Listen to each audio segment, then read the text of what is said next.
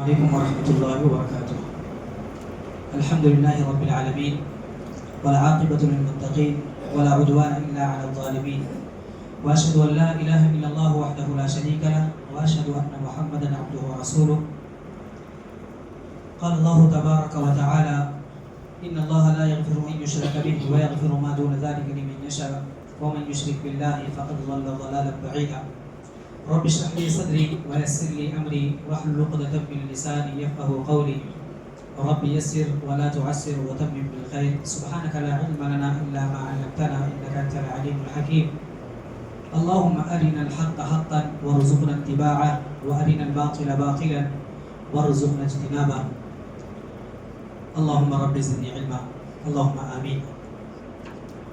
معزز سامعین اور پردہ نشین خواتین، اللہ رب العالمین کی فضل و کرم اور اس کی توفیق سے ہم لوگ ہر اتوار بعد نماز مغرب توحید کا اور علوم میں سے سب سے عمدہ اور اعلیٰ علم اللہ رب العالمین کی معرفت، اللہ رب العالمین کی پہچان، دین کی معرفت اور رسول اللہ صلی اللہ علیہ وسلم کی تعلیمات پر محیط اور مشتمل کتابیں پڑھنے کی کوشش کر رہے ہیں، اور یہ ادنا سی کوشش ہے کہ سلف کی کتابوں کو باقاعدہ سلف و علماء کے طریقے پر پڑھا جائے اور سیکھا جائے۔ اللہ تبارک و تعالی ہماری اس ادنا کوشش کو برآور کرے، کامیابی کے ساتھ ہمکنار کرے، اور ہم جو کچھ سیکھیں خود اپنے اندر انہیں نافذ کرنے کی اور پھر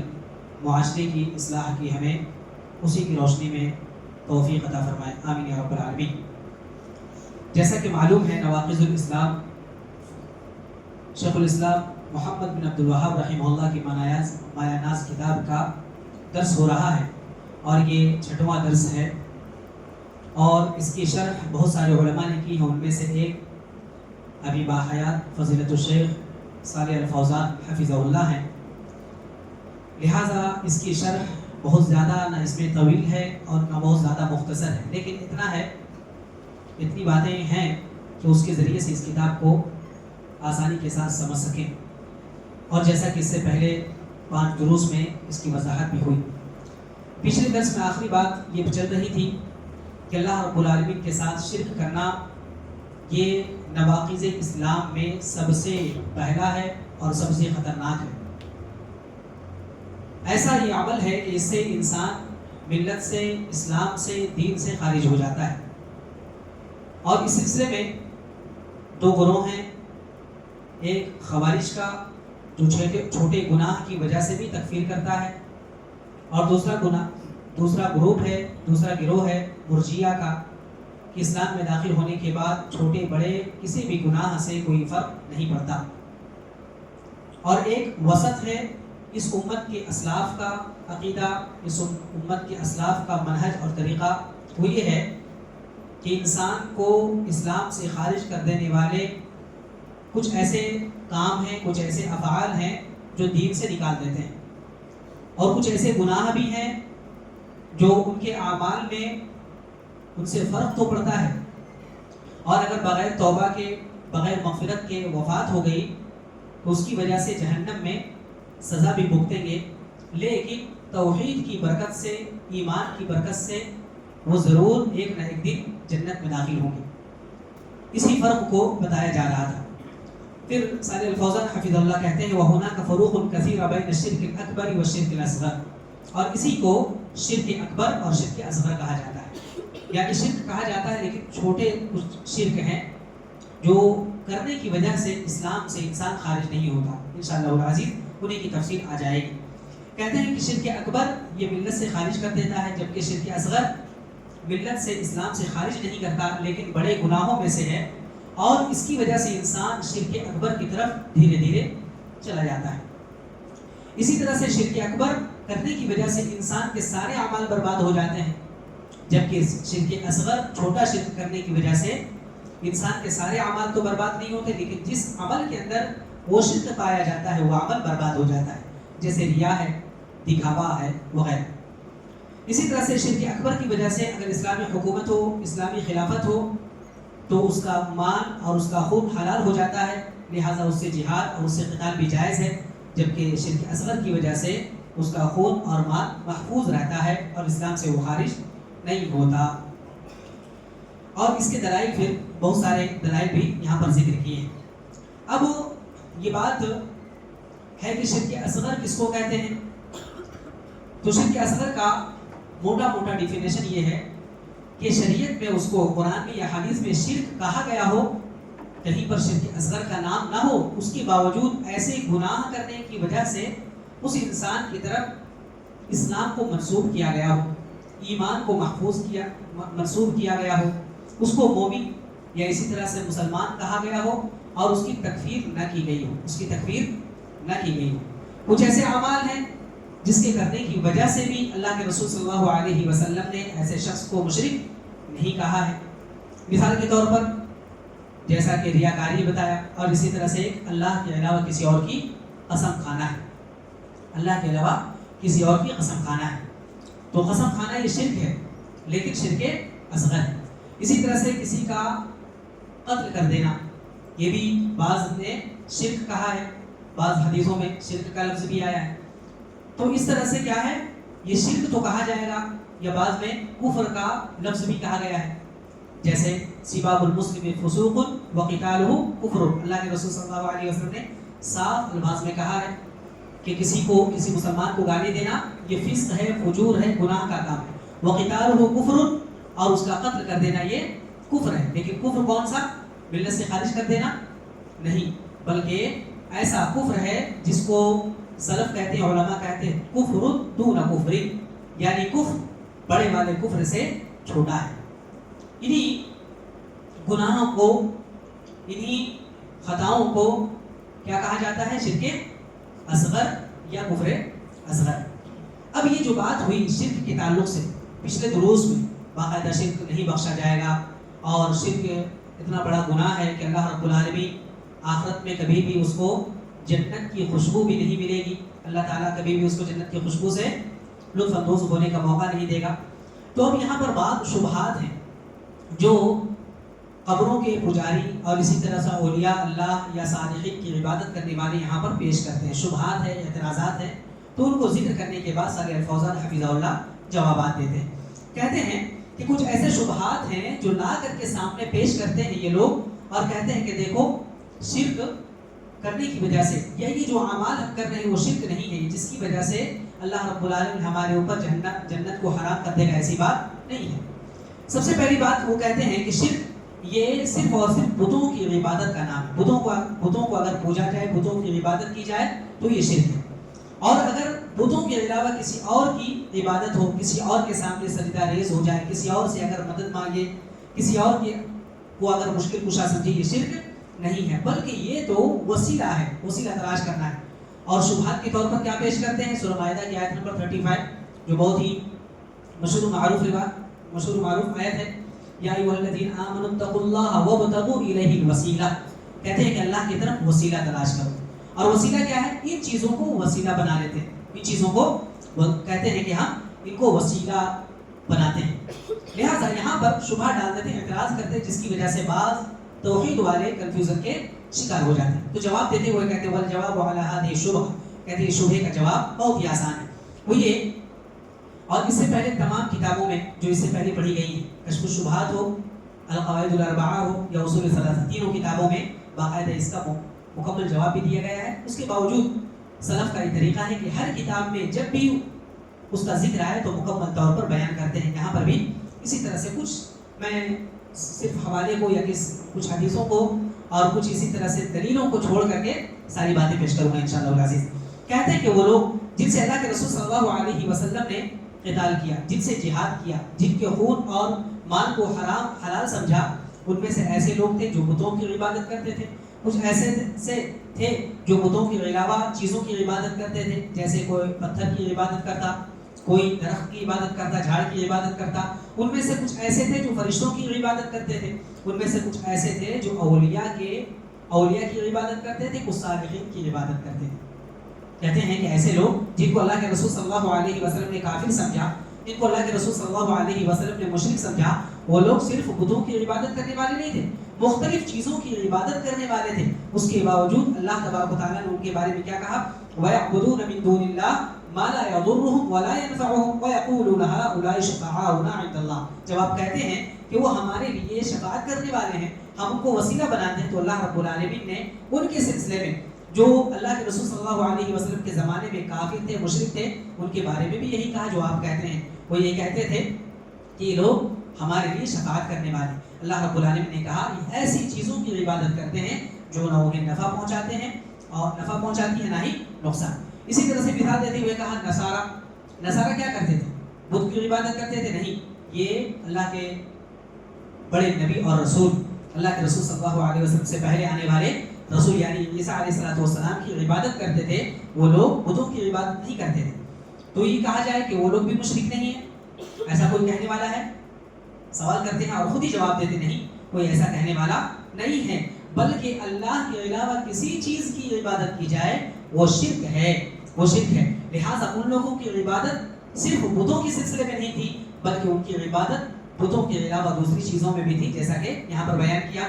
اور خود صالح الفوزان حفظہ اللہ کہتے ہیں کہ یہ ساری باتیں کشف الشبہات میں بھی موجود ہیں، القواعد الاربعہ میں بھی موجود ہے.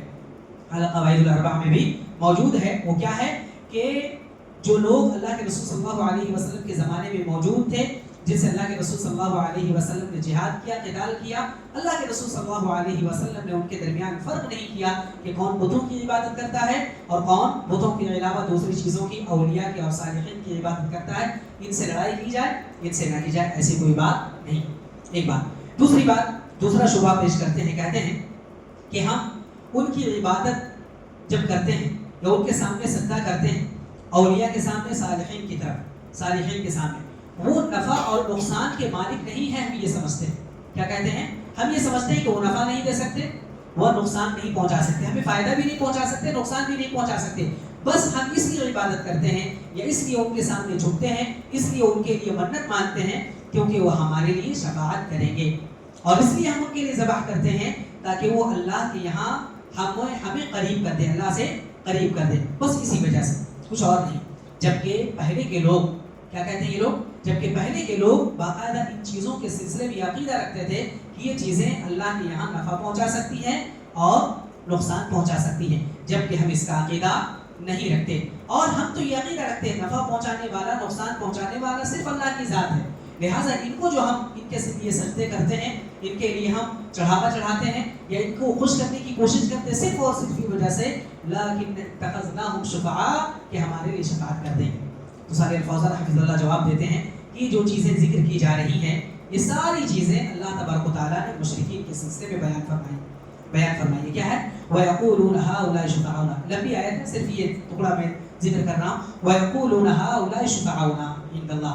ان کے جواب سے یا مشرکین کے قول سے یہی بات سمجھ میں آتی ہے کہ وہ بھی اس کا عقیدہ نہیں رکھتے تھے کہ وہ ساری چیزیں نفع پہنچاتی ہیں، نقصان پہنچاتی ہے، کیونکہ وہ اپنی زبان سے کہتے تھے ہؤلاء شفعاؤنا، یہ تو ہمارے لیے شفاعت کرنے والے ہیں. تو یہ بتائیے، صالح الفوزان حفظ اللہ کہتے ہیں کہ یہ بتائیے آپ کے شرک میں اور ان کے شرک میں کیا فرق رہا؟ یہ فرق بھی مٹ گیا کہ صرف بتوں کی عبادت وہ کرتے تھے کیونکہ وہ دوسری چیزوں کی عبادت کرتے تھے جیسا کہ آپ کر رہے ہیں. یہ فرق بھی مٹ گیا کہ آپ کہتے ہیں کہ وہ ان کو نفع پہنچانے والا، نقصان پہنچانے والا سمجھتے تھے، جبکہ ہم نہیں، جبکہ قرآن کہہ رہا ہے کہ وہ بھی ان چیزوں کو عقیدہ بنائے ہوئے تھے. لہٰذا بات یہ سامنے آئی کہ ان کی عبادت آپ کی عبادت، ان کے معاملات آپ کے معاملات، ان کے اقوال اور آپ کے اقوال میں کچھ بھی فرق نہیں ہے. تیسرا شبہ بیان کرتے ہیں کہ وہ شبہ یہ پیش کرتے ہیں، اعتراض یہ پیش کرتے ہیں کہ جو مشرکین تھے پہلے کے، وہ کیا کرتے تھے؟ لا الہ الا اللہ کے قائل نہیں تھے، لا الہ الا کے قائل نہیں تھے، لیکن آج لا الہ الا نہیں پڑھتے تھے، لا الہ الا کو نہیں مانتے تھے. جبکہ ہم لا الہ الا کو مانتے ہیں اور باقاعدہ لا الہ الا کا ہم اقرار بھی کرتے ہیں، لہذا محمد رسول اللہ کو مانتے ہیں، اس کلمے کو بھی پڑھتے ہیں اور اس کلمے کا اعتقاد بھی رکھتے ہیں. تو آپ ہمیں کیسے یہ کہتے ہیں ہم مشرک ہیں، جبکہ وہ تو لا الہ الا نہیں پڑھتے تھے، لہٰذا وہ مشرک ہوئے لیکن ہم نہیں ہوئے. تو کہتے ہیں سبحان اللہ، یہ تو میری جہالت ہے. کیا ہے؟ بالکل جہالت ہے. کہتے ہیں کہ یہ لوگ لا الہ الا پڑھتے ہیں اور ساتھ ہی ساتھ اس کے تقاضے کے مطابق عمل بھی نہیں کرتے اور لا الہ الا کو سمجھتے ہیں کہ یہ ڈھال ہے. ایسا نہیں ہے، بلکہ کوئی چیز بھی ہوتی ہے تو اس تقاضے ہوتے ہیں. اگر کوئی کہے میں آپ کی تعظیم کرتا ہوں، ایک تھپڑ مار، کوئی کہے میں آپ کی تعظیم کرتا ہوں آپ بڑے ہیں، دوسرا تھپڑ جوڑ دیں، کوئی کہے میں آپ کی تعظیم کرتا ہوں آپ مجھ سے بڑے ہیں، گالیاں دے دیں، تو کیا کہا جائے کہ وہ تعظیم کرتا ہے؟ کوئی انسان تعظیم کرتا ہے؟ ہرگز نہیں کہا جائے گا، نہیں کہا جائے گا نا. تو اسی طرح سے کہا جاتا ہے کہ اگر یہ تعظیم کے خلاف ہے تو کہیں گے اس نے تعظیم نہیں کی، اس نے جیسی عزت کرنی تھی ویسی نہیں کی. کہیں کہ میں اپنے بیٹوں کو بالکل اچھے سے رکھتا ہوں، میں اپنے بچوں پر ظلم نہیں کرتا، یہ کہے لیکن بچوں کو بغیر کسی غلطی کے مارے، تو یہ کہا جائے گا بچوں کی تربیت اچھی طرح سے کر رہا ہے، وہ بچوں کے حقوق کو سمجھ رہا ہے. وہ کہے نہیں میں تو بالکل اچھی طرح سے تمام کے حقوق ادا کرتا ہوں، لیکن وہ بہنوں کے حقوق غصب کر لیتا ہے، بھائیوں کو حقوق مار لیتا ہے. وہ کہے میں پڑوسی پر ظلم نہیں کرتا، کسی پر ظلم نہیں کرتا، صبح و شام پڑوسی پر وہ ظلم کرے، تو یہ کہا جائے گا کہ وہ ایسا نہیں ہے. قول کے ساتھ ساتھ عمل بھی ہونا چاہیے.